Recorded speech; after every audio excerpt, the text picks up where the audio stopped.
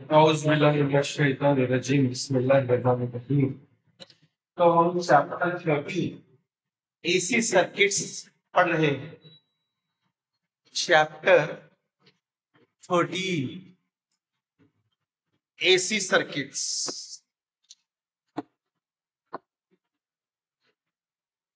Chapter 13 AC circuits.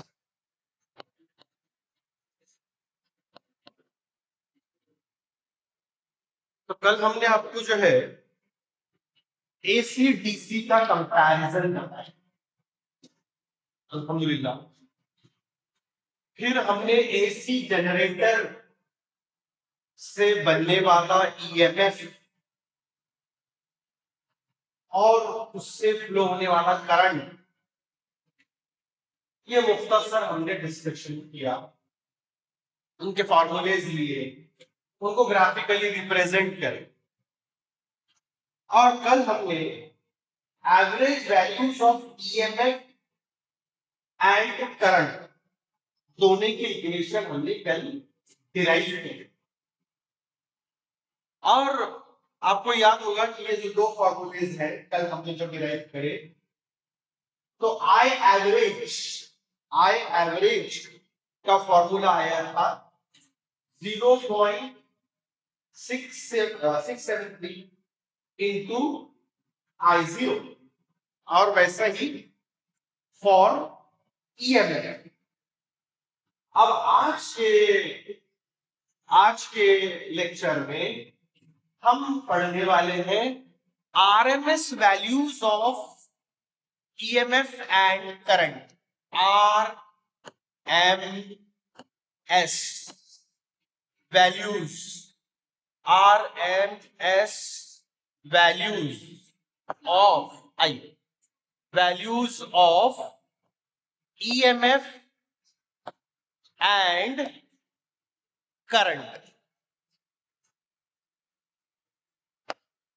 and symbolically हम इसको लिखेंगे ERMS and IRMS, ऐसा इसका सिंबल रहेगा। ERMS और IRMS। RMS क्या है? Root mean square. RMS stands for root mean square, RMS। इसका फुल फॉर्म है root mean square, root mean square, mean square. तो इसमें से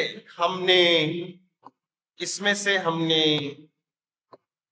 R लिया, M लिया और S लिया, से बना RMS, root mean square velocity.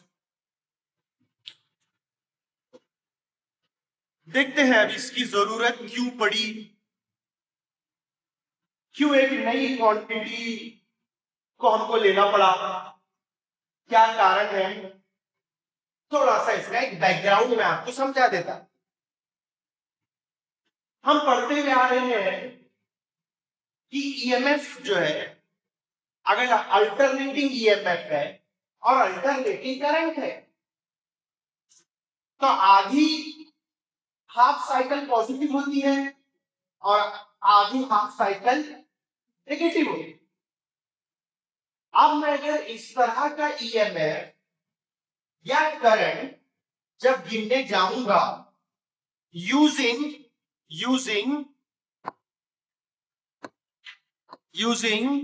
Moving coil ammeter या वोल्टमीटर और वोल्टमीटर, तो आप देखेंगे कि चूंकि वैल्यू डायरेक्शन में चेंज हो रही, आधे वक्त के लिए पॉजिटिव, आधे वक्त के लिए negative, positive negative positive negative होते जा रहा, तो ये जो मूविंग कॉइल एमीटर वोल्टमीटर का जो काटा है वो तो सीधा सीधा ब्रेक डांस करेगा। भाई करंट कभी इधर पॉजिटिव डायरेक्शन में जा रहा, कभी नेगेटिव डायरेक्शन में जा रहा, तो ये आपका काटा स्थिर रहेगा क्या? जो एमीटर आप लेबोरेटरी में यूज कर रहे हैं, जो कि मूविंग कॉइल एमीटर है या आपका वोल्टमीटर है, तो क्या वो काटा एक जगह रहेगा, एक कांस्टेंट वैल्यू देगा? जी नहीं, काटा तो ऐसा फिरेगा।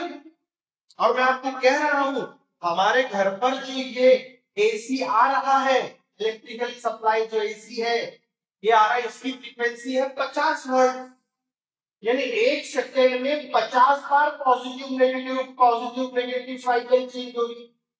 तो भाई साहब ये काटा कितनी वैल्यू देगा जब आप वोल्टमीटर लगाओगे, एमीटर लगाओगे? यानी डायरेक्शन पर डिपेंड होने वाली क्वांटिटी हम ये मूविंग कॉइल एमीटर और वोल्टमीटर से नहीं गिन सकते। इन शॉर्ट, अल्टरनेटिंग ईएमएफ और अल्टरनेटिंग करंट हम ये मूविंग कॉइल एमीटर वोल्टमीटर से नहीं गिन सकते। हमको एक ऐसी क्वांटिटी चाहिए होगी कि जो डायरेक्शन पर डिपेंड नहीं करेगी। तो फिर ये सोचा गया, ये सोचा गया कि हम क्या करते हैं, एक ऐसी क्वांटिटी लेते हैं जो डायरेक्शन के हिसाब से चेंज नहीं होती है, और वो क्वांटिटी है हीट प्रोड्यूस्ड बाय करंट।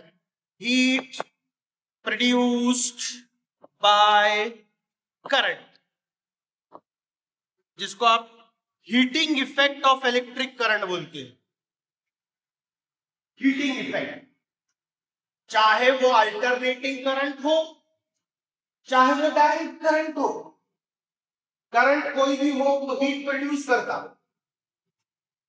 अब बोलेंगे सर आपने हीट वाला ही क्यों लिया, हीट एच ही क्यों लिया? तो मुझे मालूम है जूल्स लॉ ऑफ हीटिंग से कि ये जो हीट प्रोड्यूस होती है, हम कितनी ले रहे हैं, एच। अगर हीट एच प्रोड्यूस होती है तो वो डिपेंड करती है स्क्वायर ऑफ करंट पे। और कीजिए प्लीज, मैं आपको क्या बोलना चाह रहा हूं, मेरी बात पर जरा ध्यान दीजिए कि ये जो हीट प्रोड्यूस है ये किसको प्रोपोर्शनल है, to the square of current. और आप जानते हैं पॉजिटिव नंबर का स्क्वायर पॉजिटिव तो होता ही है, लेकिन नेगेटिव नंबर का भी स्क्वायर पॉजिटिव ही होता है, यानी कि डायरेक्शन चेंज होने का सवाल नहीं है। तो इस वजह से हम जो है ये गिनने के लिए, ये अल्टरनेटिंग ईएमएफ और अल्टरनेटिंग करंट गिनने के लिए हम सहारा किसका लेते हैं, हीट प्रोड्यूस्ड का। और ये जो हीट प्रोड्यूस्ड होती है ये डायरेक्टली प्रोपोर्शनल होती है to the square of the current. तो चाहे फिर करंट पॉजिटिव हो या नेगेटिव, स्क्वायर क्या रहेगा, राइट? ये अब आप बात मान लीजिए कि हम अल्टरनेटिंग ईएमएफ और अल्टरनेटिंग करंट गिनने के लिए हीट का इस्तेमाल इसलिए कर रहे हैं, हीट प्रोड्यूस का इस्तेमाल इसलिए कर रहे हैं कि हीट प्रोड्यूस के डायरेक्टली प्रोपोर्शनल टू होती है square of the current which will always be positive. So no more tension of change in direction, no more tension of changing direction. तो इस तरह से अल्टरनेटिव में और अल्टरनेटिव करंट को गिनने के लिए हम हीट प्रोड्यूस का इस्तेमाल करेंगे, जिसमें हमको क्या लगेगा, हमको लगेगा स्क्वायर ऑफ द करंट। ठीक है, स्क्वायर ऑफ द करंट लगेगा। तो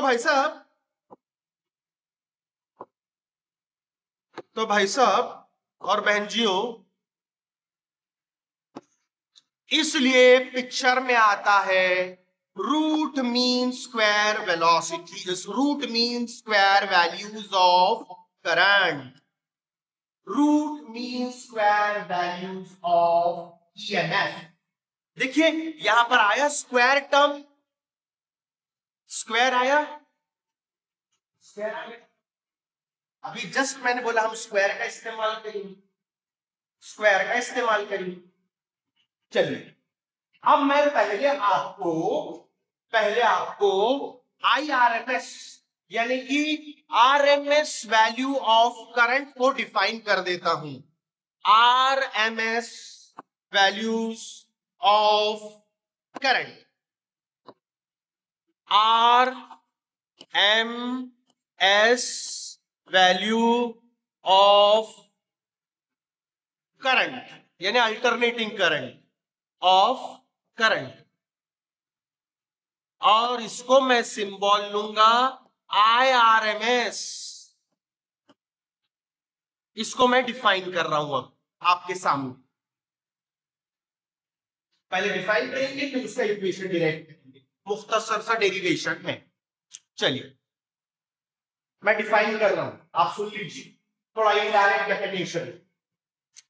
मान लीजिए कि मेरे पास एक रेजिस्टेंस है, आर वैल्यू का रेजिस्टेंस है, ये आर वैल्यू का रेजिस्टेंस है,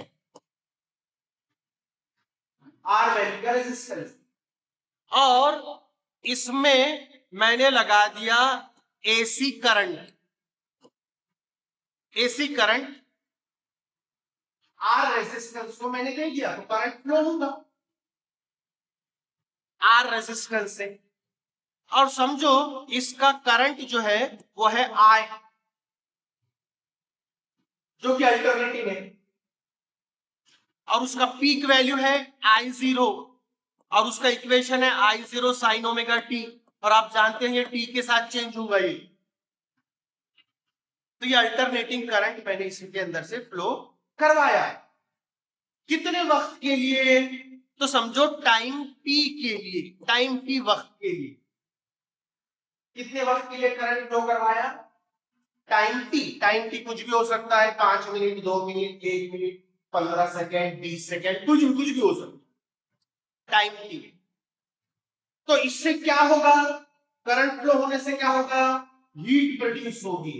मान लेते हैं कि ये करंट के वजह से H इतनी हीट प्रोड्यूस हुई। आप मेरे साथ हैं?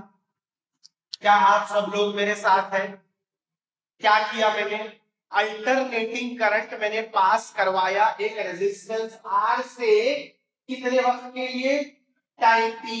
तो इस वजह से कितनी हीट प्रोड्यूस हुई रेजिस्टेंस में? H।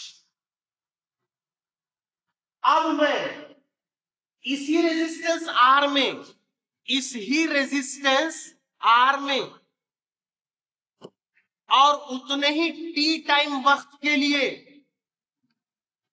करंट पास करवा रहा, लेकिन अब स्टेडी करंट पास करवा रहा। अब बोलेंगे ये क्या ला लिया हजरत, स्टेडी करंट? अरे भाई साहब, डायरेक्ट करंट को ही स्टेडी करंट बोलते, डीसी को स्टेडी करंट बोलते। और आप जानते हैं उसके लिए हम सेल यूज कर सकते हैं, हम सेल। आप देख रहे सिंबल में फर्क, ये एसी का सोर्स है और ये डीसी का सोर्स है, तो ये पॉजिटिव रहेगा हमेशा, ये नेगेटिव रहेगा। खड़ी बड़ी लाइन पॉजिटिव, छोटी खड़ी लाइन नेगेटिव। ये तो खास बात है एसी और डीसी में डिफरेंस का, कि ये हमेशा ये दोनों सिरे, ये पॉजिटिव है और ये नेगेटिव है, हमेशा पॉजिटिव नेगेटिव रहेंगे। बट यहां पर ऐसा नहीं है, यहां लिख रहा है मैं प्लस माइनस नहीं लिख सकता मैं, क्योंकि वो हमेशा के लिए पॉजिटिव और हमेशा के लिए नेगेटिव नहीं रहता है, अल्टरनेटली चेंज होते रहता है, पॉजिटिव नेगेटिव पॉजिटिव नेगेटिव। मैं जितने बार बोल नहीं पा रहा उतने वक्त में तो कई बार चेंज हो जाता। खैर एनीवे, अब मेरे पर ध्यान दीजिए प्लीज। अब मैंने बजाय एसी करंट के मैंने क्या लिया? डीसी लिया, स्टेडी करंट लिया, और कितने वक्त के लिए करंट पास करवा रहा? टी वक्त के लिए। कितने रेजिस्टेंस में से? उतने ही जो पहले लिया था, आर रेजिस्टेंस। ठीक है, अब इसमें से भी करंट जाएगा, इसमें से भी करंट जाएगा, ये करंट आ जाएगा, ये करंट आ जाएगा, ये तो कांस्टेंट रहता है, इसका इक्वेशन तो आ ही जाएगा फिर। बट इसका क्या है? I0 साइन ओमेगा टी, और इसका क्या है? सिर्फ I। तो भाई साहब मैंने आई स्टेडी करंट फ्लो करवाया टाइम टी के लिए, उतने ही रेजिस्टेंस आर के लिए, तो इन्हें भी हीट प्रोड्यूस करेगा। तो इन्हें भी हीट प्रोड्यूस करेगा कितनी, एच। तो एच हीट प्रोड्यूस करने के लिए जितना मुझे ये स्टेडी करंट लगेगा, स्टेडी करंट के उस वैल्यू को कहते हैं आरएमएस वैल्यू ऑफ करंट। आप बोलेंगे सर एक मिनट प्लीज, टाइम प्लीज, थोड़ा सा समझने की कोशिश करने दीजिए हमारे को, इतनी जल्दी जल्दी मत बोलिए, आप क्या बोलना चाह रहे हैं। मैं ये दो करंट्स को कंपेयर करना चाह रहा हूं, ये दो करंट्स, कौन से दो करंट्स, डीसी और एसी।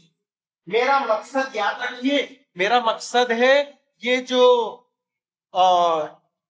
ई वैल्यूज है इनको गिनना है मेरा मकसद। सुनिए मेरी, तो मैंने क्या करा, रेजिस्टेंस आर लिया,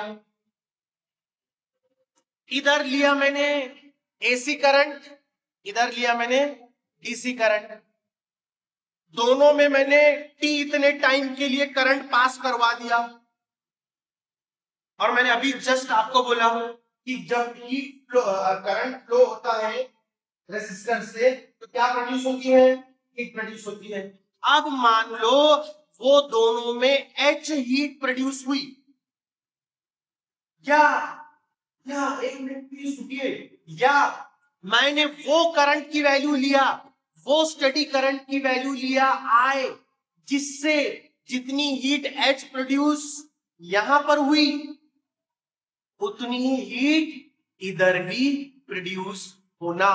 तो वो जितना मुझे स्टेडी करंट लगेगा उतनी ही हीट प्रोड्यूस करने के लिए उतने ही वक्त में उसी रेजिस्टेंस के, तो वो डीसी करंट की वैल्यू को बोलते हैं RMS value of current, alternating current.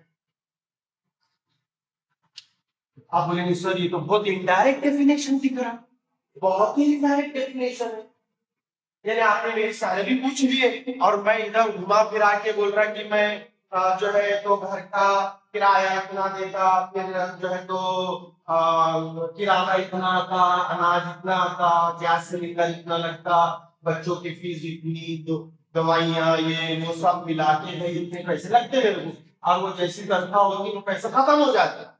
तो आप बोलेंगे हाँ ये हजरत बहुत होशियार है।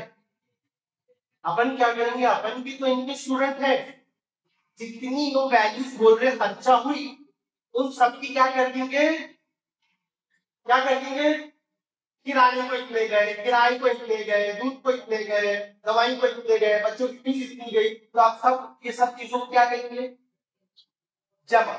आप फिर बोलेंगे आपकी तनख्वाह 15 रुपए है, निकालिए कितनी तनख्वाह, लेकिन मैंने जवाब कैसे दिया, तो आपने क्या कहते सर आपकी तनख्वाह कितनी, बट मैंने जवाब कितना इनडायरेक्ट दिया। तो भाई साहब ऐसा ही कुछ ये इनडायरेक्ट डेफिनेशन है RMS value of alternating current. वैसे ही ऐसा पेचीदा पेचीदा डेफिनेशन है, लेकिन एक बार आप समझ लो तो काफी है। ठीक है, मैं एक बार और कोशिश करता हूं, एक बार और कोशिश करता हूं। मैंने ये अल्टरनेटिंग करंट आई पास करवाया रेजिस्टेंस आर से टी इतने टाइम के लिए, तो एच इतनी हीट प्रोड्यूस हुई। आप बोलेंगे सर ठीक है, मान ली इतनी हीट प्रोड्यूस हुई। अब मैं ये कह रहा हूं, अब आप यही करंट डीसी वाला लो, कौन सा लो, डीसी वाला लो, और मुझे उसी रेजिस्टेंस में उतने ही वक्त में उतनी ही हीट चाहिए, उतने ही वही रेजिस्टेंस में उतने ही वक्त में उतनी ही हीट चाहिए। कितने रेजिस्टेंस में, आर, कितने टाइम में, टी, कितनी हीट चाहिए, एच। तो जितना मुझे ये डीसी करंट लगेगा, स्टेडी करंट लगेगा, उस स्टेडी करंट की वैल्यू को कहते हैं RMS value of alternating current. समझे आप? नहीं समझ अभी? तो अब लिखेंगे, अगर तो लिखेंगे तो और समझ में आ जाएगा, पॉइंट क्लियर हो जाएगा। हाँ मैं मानता हूं, मैं एक्सेप्ट करता हूं कि ये डेफिनेशन बहुत इनडायरेक्ट, बट है डेफिनेशन यही है। चलिए लिखिए, consider resistance capital R, resistance capital R, resistance capital R, through which an alternating current, through which an alternating current, through which an alternating current of peak value I0, of peak value I0, peak value I0 is passed for time t, is passed for time t.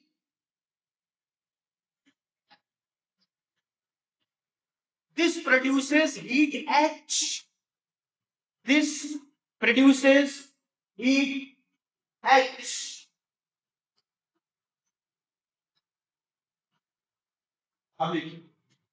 The value of steady current, the value of steady current, the value of steady current which produces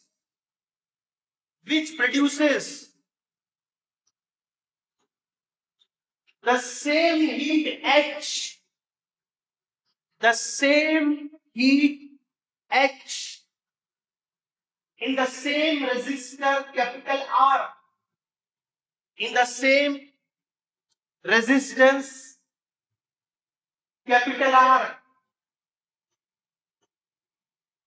in same time t, small t, in same time t, in same time t,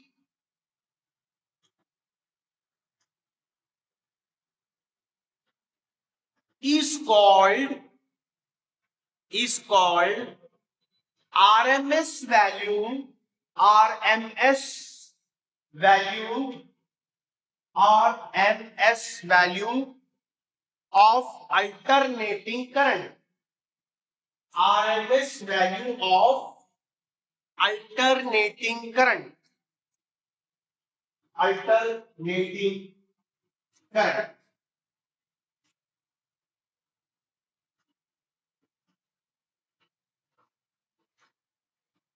देखिए इसी तरीके से आप ERMS को भी define कर सकते हैं, इसी तरीके से आप EMF को भी डिफाइन कर सकते हैं। जहां करंट आ गया वहां EMF बोलिएगा, जहां पर करंट आ गया वहां पर क्या बोलेगा, EMF। यानी alternating EMF of peak value E0 is given to a resistance R for time t, so it produces heat H। मैं ERMS का डेफिनेशन बोल रहा हूं, आप खुद बनाइए उसको। फिर आप क्या बोलेंगे, the value of steady EMF which produces same heat in the same resistor in same time is called RMS value of alternating EMF। मैंने यहाँ IRMS का डेफिनेशन आपको लिखवा कर दिया और ERMS का डेफिनेशन आपको ऑलरेडी बोल दिया, लिख सकोगे? तो वहां पर होमवर्क के तौर पर ERMS का डेफिनेशन लिखना है आपको, होमवर्क के तौर पे, होमवर्क के तौर लिखिए RMS value of EMF, alternating EMF, alternating EMF, alternating EMF। या आप इसका डेफिनेशन बनाएंगे उसी तर्ज पे जिस तर्ज में मैंने IRMS का डेफिनेशन आपको दिया। कर सकोगे? चलिए, ये हो गया डेफिनेशन। अब हम एक डेरिवेशन लेंगे, बहुत आसान सा डेरिवेशन है। और मैथ्स वाले जो आप लोग तो सब माशाल्लाह से मैथ्स वाले हैं, तो आपको तो कुछ दिक्कत नहीं जाएगी इंशाल्लाह। हम इक्वेशन डिराइव करने वाले हैं relation between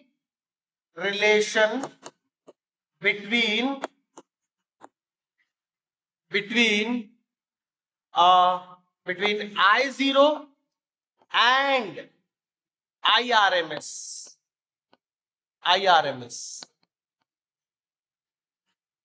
Relation between I0 and IRMS.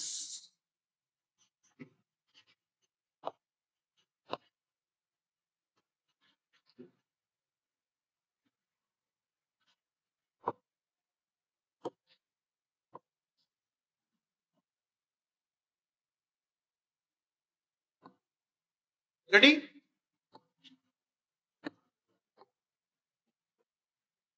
Please मुझे ये बोलिए, I0 क्या है? Peak value of current, alternating current. I0 क्या है? Peak value of alternating current. IRMS क्या है? RMS value of alternating current, जो अभी डिफाइन करें पिछली स्लाइड में। ये RMS value of current, IRMS। ठीक है, तो हमको किस में रिलेशन डिराइव करना है? रिलेशन बिटवीन, वर्ड्स में बोलिए, सिंबल में मत बोलिए, मैंने टाइटल सिंबल में लिखा।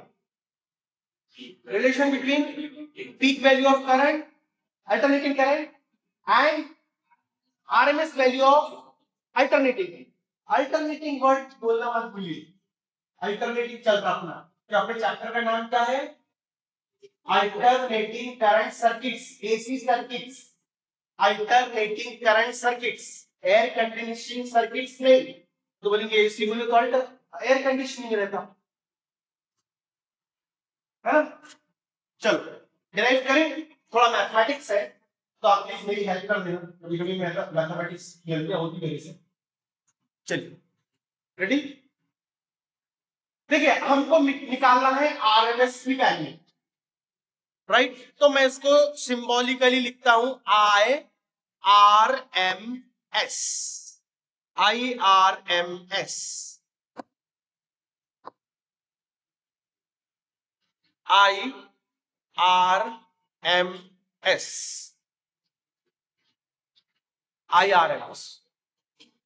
गुड।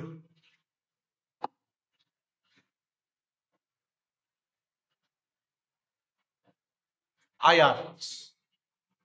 अब जरा आप लोग RMS पर गौर कीजिए, RMS पर गौर। ये S क्या के लिए है? स्क्वायर। M क्या के लिए है? मीन। और R के लिए है रूट। तो आप जो है उल्टा जाइए, पहले क्या बोलिए? स्क्वायर, स्क्वायर बोलिए। मुझे बोलिए, ये अल्टरनेटिंग करंट का सिंबल हम क्या ले रहे हैं? आई, सिर्फ आई ले, आई। तो ये आई आ गया। प्लीज आप मेरे पर विश्वास कीजिए, मैं आपकी पूरी मदद करूंगा। मैं जब ये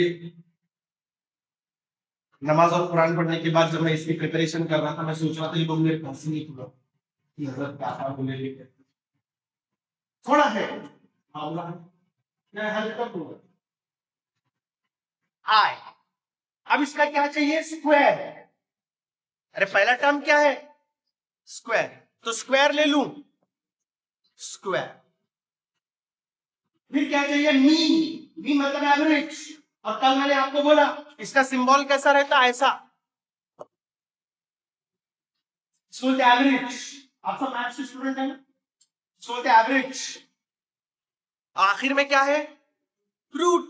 ओ भाई साहब, बन गया। तो IRMS क्या है? Square root of average of I square. Simple. अब इसमें याद ये रखना है ओवर 1 AC साइकिल। कल हमने एवरेज वैल्यू लिए थे लेकिन ओवर हाफ साइकिल लिए थे। कल का याद है? कल के लोग हैं क्या? कल का याद है क्या? कल हमने एवरेज वैल्यू लिए थी कितनी साइकिल पर? आधी। और यहां पर कितनी साइकिल लिए थे? पूरी साइकिल। तो वहां थीटा लिए थे लिमिट बिटवीन 0 टू पाई, और आप क्या लेंगे? लिमिट बिटवीन 0 टू 2 पाई। पूरी साइकिल के लिए कितना कंप्लीट होता है एंगल? 2 पाई। तो ये पूरा जो लेना है आपको, ये over 1 complete cycle, over 1 complete cycle. ठीक है, यहां लिख देता मैं इंग्लिश में, ओवर 1 AC साइकिल। आप लिखना शुरू कर दो। ये आपकी किताब में नहीं है, ये मैं दे रहा हूं आपको।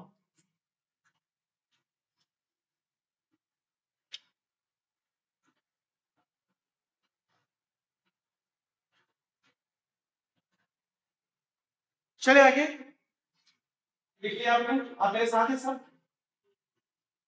अब क्या करो, पूरे इक्वेशन का स्क्वायर कर दो, बोथ द साइड्स का स्क्वायर कर दो। Squaring both sides, squaring both sides. तो क्या हो जाएगा? स्क्वायरिंग बोथ साइड्स, तो इसका स्क्वायर हो जाएगा। तो ये आप बोलेंगे सर IRMS का स्क्वायर लो सर। मैं बोलूंगा ठीक है, ले लिया। ये स्क्वायर स्क्वायर लेने का मतलब फिर इसका स्क्वायर लेंगे तो सिर्फ रूट उड़ेगा, रूट उड़ेगा। तो क्या बच रहा फिर? Is equal to I square over 1 AC cycle, over 1 AC cycle.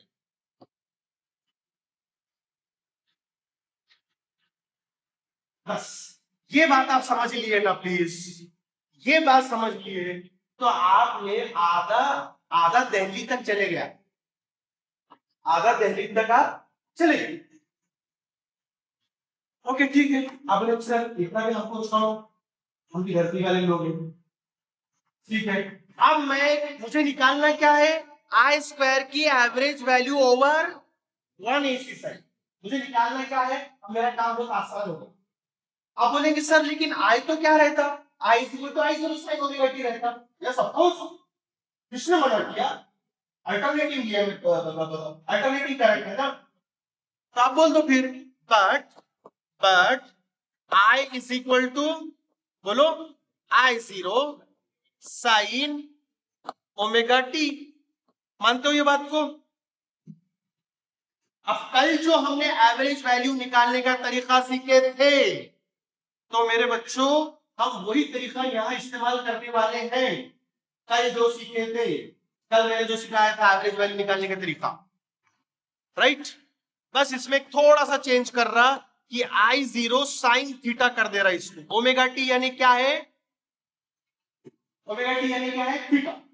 Theta यानी क्या है? Omega T. ओमेगा टी यानी क्या है? थीटा। तो जब थीटा ले ले तो आसान होता, ओमेगा टी बार-बार लिखने की झंझट नहीं है। अच्छा, अब एवरेज वैल्यू कैसे निकालते हैं कल मैंने जो बताया था, अब मैं इसमें कर रहा हूं। देखिए आप प्लीज गौर कीजिए मैं क्या कर रहा हूं। Is equal to, average value निकालने का तरीका यह है इंटीग्रेशन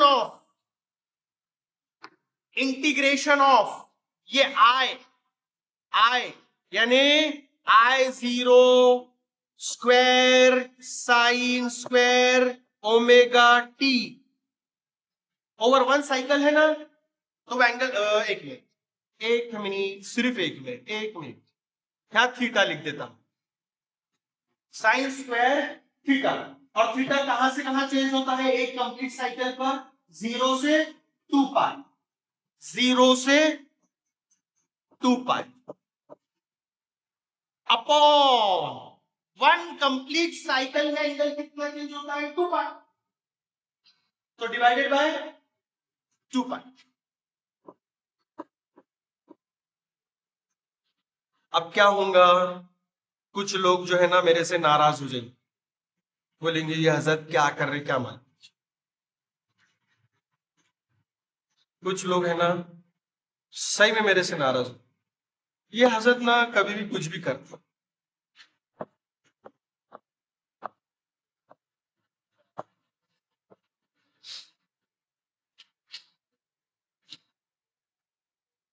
एवरेज वैल्यू निकालने का तरीका ये है। अब बोलेंगे सर इंटीग्रेशन ला लिए, ये कर लिए, क्यों कर लिए? अरे भाई साहब वही है मैथमेटिक्स का तरीका एवरेज वैल्यू निकालने का। मैं क्या कर सकता हूँ, मैंने थोड़ी ना इजाद किया ये कैलकुलस। वो आपके आइजैक न्यूटन से होने करे। उनसे पूछो तुम एवरेज वैल्यू ऐसा कैसा निकाल रहे हो, ये क्या ला लिए तुमने? हाँ डी थीटा वेरिएबल रहेगा ना यार, सॉरी।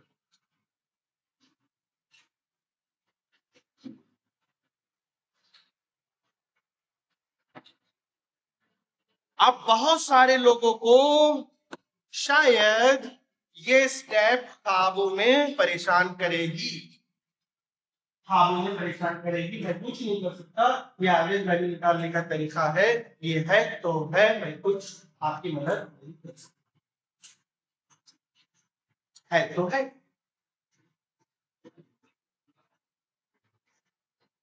ठीक है, बढ़े आगे, आगे बढ़े, आगे बढ़े क्या?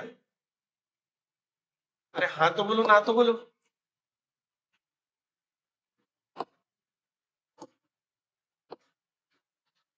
बोलिए ना,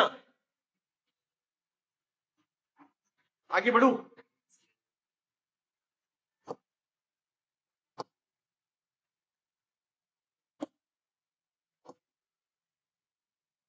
आगे बढ़ो। चलिए, तो I square, I R M S square, ये कलर क्लियर दिख रहा है क्या? अरे ये थोड़ा फेंट हो जा रहा है।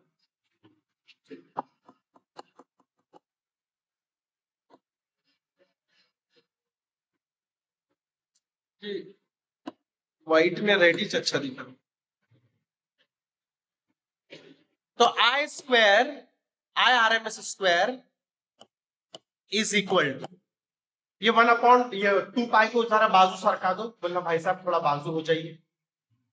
वो बेचारे वो गरीब से 2 पाई, वो भी बाजू हो जाए। और I0 यानी कि पीक वैल्यू कांस्टेंट रहती है, उसको इंटीग्रेशन में रख के कुछ भी फायदा नहीं है। तो उनको भी क्या करो, इंटीग्रेशन से बाहर निकाल। देखो अब मैं क्या क्या कर रहा है मुस्तफा, मैं क्या कर रहा, I0 square Mustafa upon 2 pi, ये बाजू सरका दे रहा। हाँ अब क्या बच रहा फिर इधर इंटीग्रेशन में? बोलो इंटीग्रेशन में क्या बच रहा? Sine square theta, sine square theta D theta, और integration between 0 to 2 pi. 0 to 2 pi क्यों ले रहे? क्योंकि ओवर 1 कंप्लीट साइकिल, वो याद रखो, ओवर 1 AC साइकिल। लिखिए यहाँ तक लिखिए।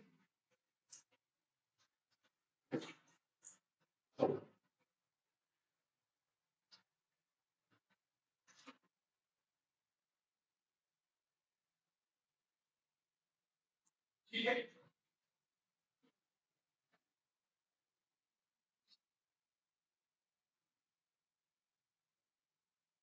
आदिल ऐसा कुछ लग रहा किंतु परंतु तो पूछ लेना वही चीज, वही कभी पूछ लेना, डरने के लिए। सब ऑन रिकॉर्ड चल रही है, यूट्यूब पे भी आएंगे, मैं लिंक भेजूंगा। Aurangzeb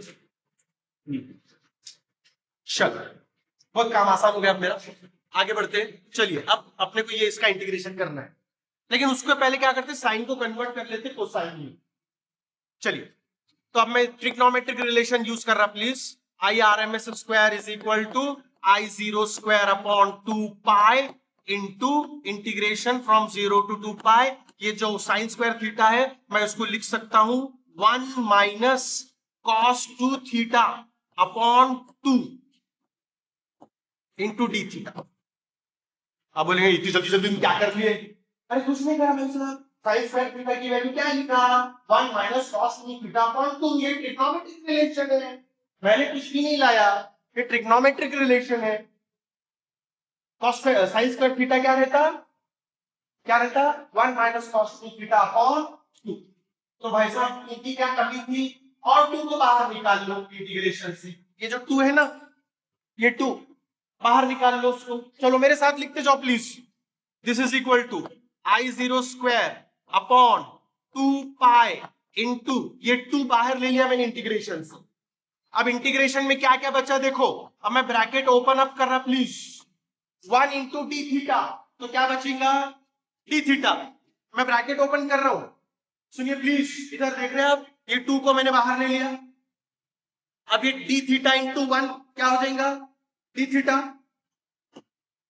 minus cos 2 theta D theta from 0 to 2 पाई।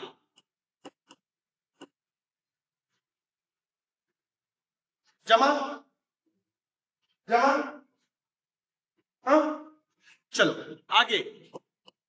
अब मैं एक टुकड़े कर दे रहा जिसका उसको, तो this is equal to I0 square upon 2 pi into 2 into integration of D theta from 0 to 2 pi minus minus integration of cos 2 theta D theta from 0 to 2 pi. क्या किया मैंने औरंगजेब, ये दोनों को अलग अलग कर दिया, इसका इंटीग्रेशन ये आ गया, माइनस का माइनस और इसका integration, okay. This is equal to, बढ़ू आगे, आगे बढ़ू क्या, तो I0 स्क्वायर, कुछ लोग बेचैन होंगे 2 पाई इंटू 2 को सर 4 पाई क्यों नहीं कर रहे, नहीं करता, क्या करेंगे,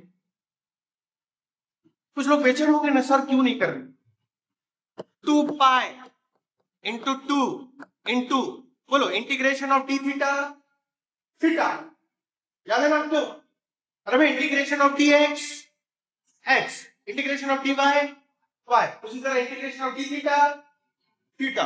चलो थीटा, अभी लिमिट रखे क्या, नहीं रखे, इसलिए क्या रखो 0 टू 2 पाई। अभी बॉक्स में आ गया, इंटीग्रेशन हो गया, माइनस, अब integration of cos 2 theta sin 2 theta, sin 2 theta upon 2, sin 2 theta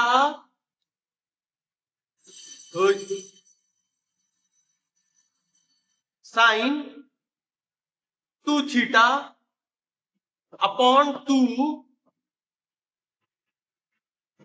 अभी लिमिट नहीं रखे तो 0 टू 2 पाई,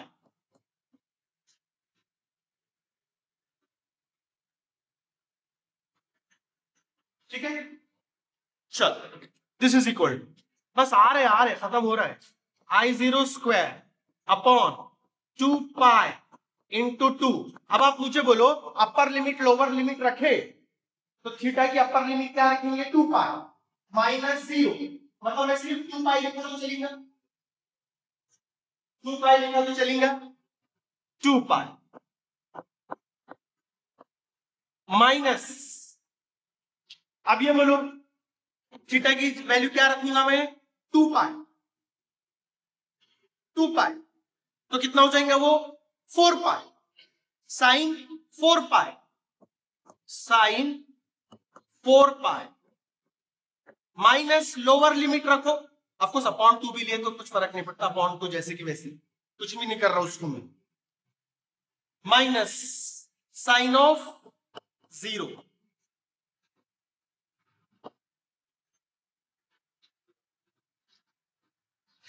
मैंने लिमिट्स रखा है, चाहो तो आप यहां पर 2 पाई माइनस 0 भी लिख सकते हो, अपर लिमिट 2 पाई थीटा की माइनस लोअर लिमिट 0, लेकिन 0 है बोल के मैंने सिर्फ क्या लिखा फिर 2 पाई, बट यहां पर दोनों की वैल्यूज डाला मैंने, इसको 0 कर दो क्या प्लीज, ये साइन 0 लोअर लिमिट साइन 0, ये साइन 0 अपॉन 2। अब आपको मालूम है, सुनिए मेरी बात, ये वैल्यू 0 आएंगी क्योंकि साइन एन पाई 0 रहता, 2 4 6 साइन का जो रहता 2 पाई 4 पाई 6 पाई, उसकी साइन की वैल्यू रहती 0 0, साइन 0 की वैल्यू 0 ही रहती, तो मतलब ये भी 0 ये भी 0, फिर बच रहा क्या सिर्फ 2 पाई।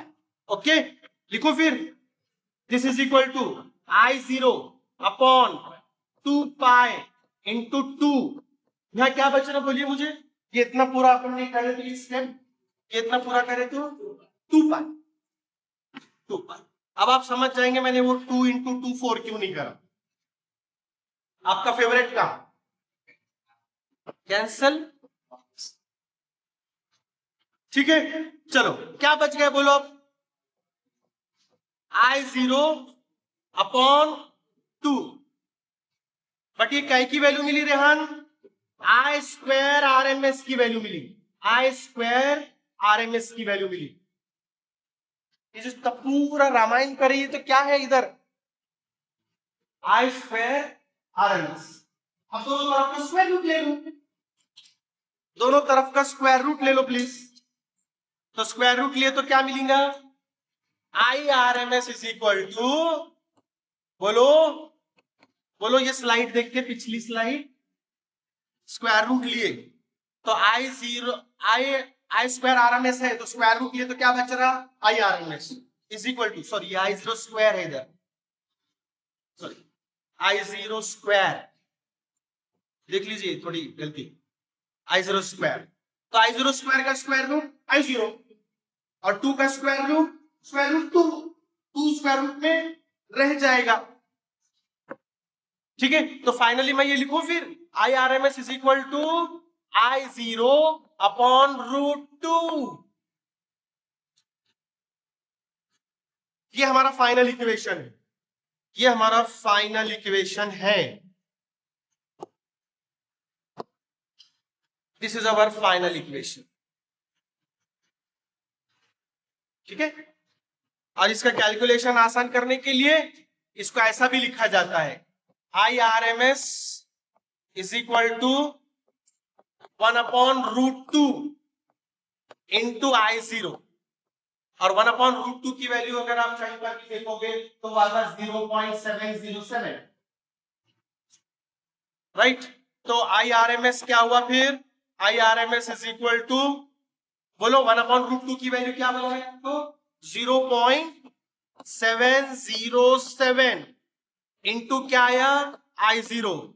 क्या हम ये ना चाहते थे relation between RMS value and peak value, क्या हमको रिलेशन मिला, मिला मिला ना,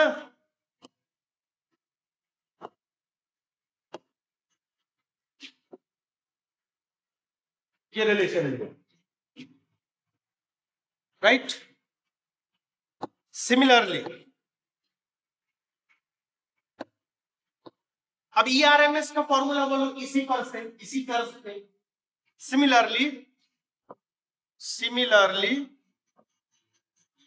बोलो ERMS इज इक्वल टू क्या रहेगा, ERMS इज इक्वल टू क्या रहेगा बोलिए, 0.707 इंटू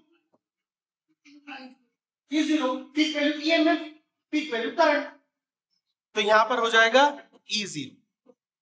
तो भाई साहब ये भी फॉर्मूला है, इसको भी बॉक्स में डाल दीजिए, ये वाला भी।